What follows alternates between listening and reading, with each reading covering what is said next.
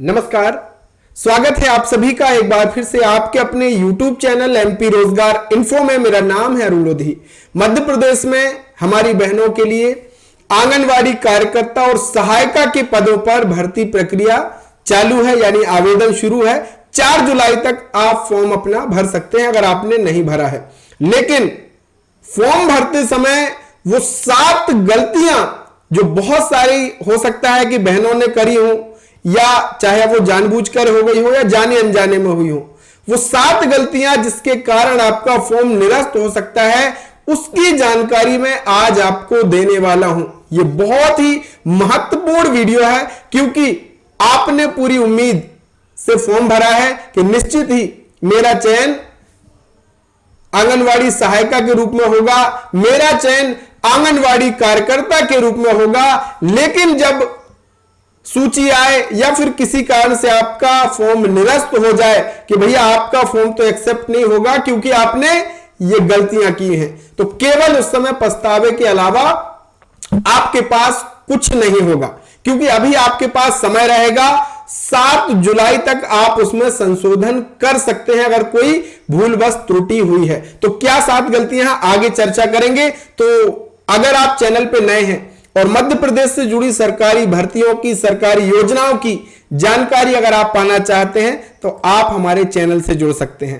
Channel को subscribe कर सकते हैं, बिल्कुल फ्री है, कोई पैसा नहीं लगता है, ताकि आने वाली भर्तियों की जानकारी आपको मिल सके। तो चलिए शुरू करते हैं और सबसे पहले बात करते हैं गलती नंबर 1। क्या कि भैया आप कोई दस्तावेज आपके पास नहीं है तो आपने कोई और दस्तावेज, गलत दस्तावेज अपलोड कर दिया, या फिर दस्तावेज आपने अपलोड भी किए हैं तो वो पूर्ण रूप से ब्लर है, यानी स्पष्ट नहीं है।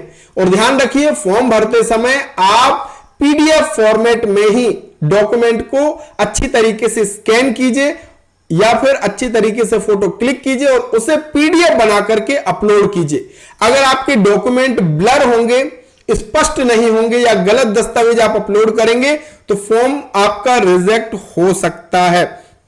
दूसरा कारण क्या है कि फोटो आपको अच्छी फोटो अपनी डालनी है, नवीन फोटो, यानी ऐसा नहीं कि आप 5 साल पुरानी फोटो डाल रहे हैं। नवीन फोटो जो जिसमें आपका चेहरा स्पष्ट हो, वो फोटो आप अपलोड इसमें कीजिएगा।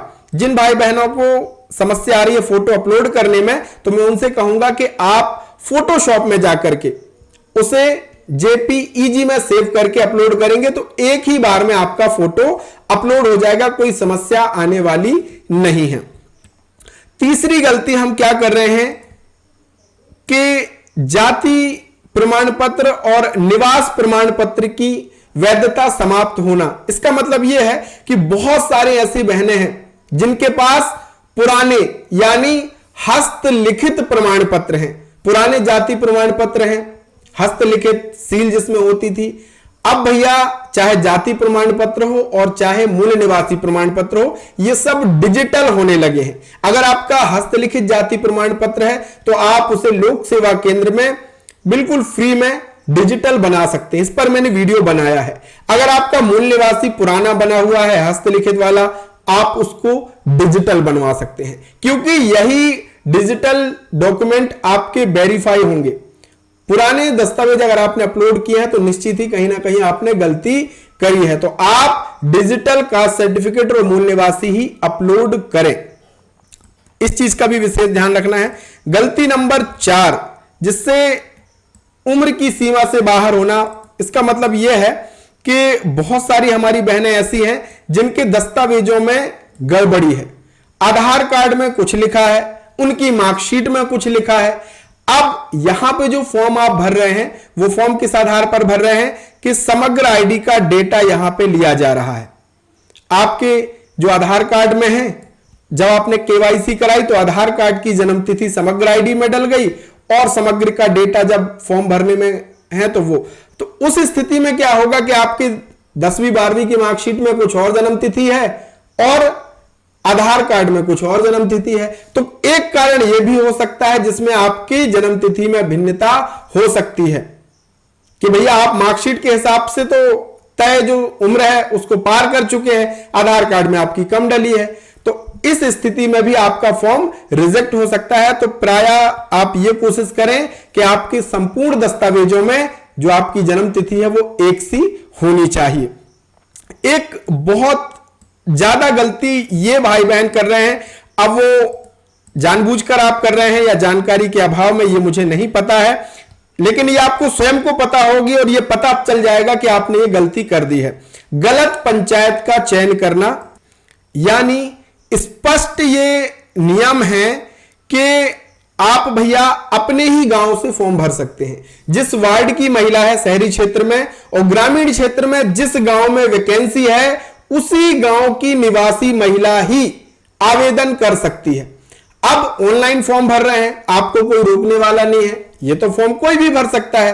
अब आप सोच रहे हैं कि मेरे पंचायत में वैकेंसी नहीं है, हमारी बगल की पंचायत में वैकेंसी है कार्यकर्ता की, हम वहां से डाल देते हैं, तो निश्चित ही आपका फॉर्म उस स्थिति में निरस्त होगा, क्योंकि आदेश में स्पष्ट रूप से लिखा हुआ है कि शहरी क्षेत्र में उसी वार्ड की निवासी होना चाहिए महिला जिसमें नियुक्ति है, और ग्रामीण क्षेत्र में उसी गांव की महिला निवासी होना चाहिए आवेदिका जिस गांव में भर्ती होनी है, नियुक्ति होनी है। तो यह कारण भी आपका हो सकता है।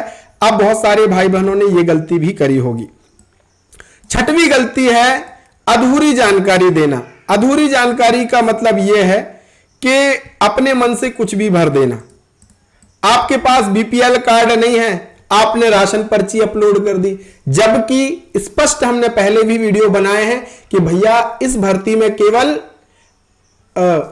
अंत्योदय अन्न योजना के जो कार्ड है या बीपीएल गरीबी रेखा का कार्ड है वो ही इसमें चलेगा। स्पष्ट रूप से आदेश में भी अंकित है, राशन पर्ची भी वही चलेंगी जिसमें बीपीएल कार्ड द्वारा जारी या बीपीएल कार्ड धारक इस तरीके से लिखा है, उसमें ही नंबर मिलेंगे। अब वो आपने गलत डाल दिया या फिर आपने वोटर आईडी का नंबर गलत डाल दिया, कुछ अधूरी जानकारी आपने भर दी, तो यह भी एक कारण हो सकता है आपके फॉर्म भरने का। और सातवीं गलती है गलत श्रेणी में आवेदन करना। अब यहां पे एसटी और एससी के जो भाई बहन हैं, हमारी जो बहनें हैं, उनको 5 नंबर अतिरिक्त मिलने वाले हैं, जाति प्रमाण पत्र अपलोड करना होगा। अब आपकी जो डेटा उठाया जा रहा है वो कहां से? समग्र से।